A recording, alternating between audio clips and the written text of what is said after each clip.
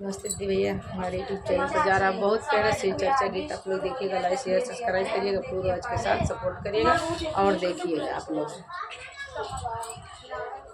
गुरु ज्ञान के जहाजिया उड़ावले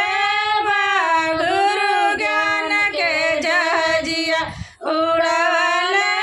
बा, गुरु ज्ञान के जहाजिया केतुअन के पंखला केतुअन के पहिया, केतुअन के पंखला केतुअन के पहिया,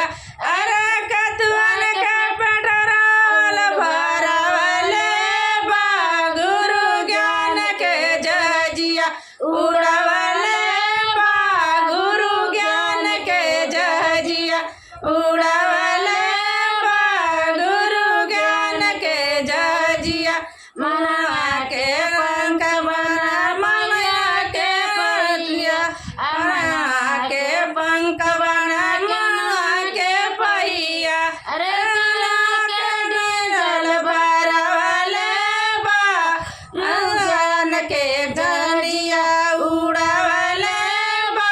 गुरु ज्ञान के जहाजिया उड़ावले बा, गुरु ज्ञान के जहाजिया उड़ावले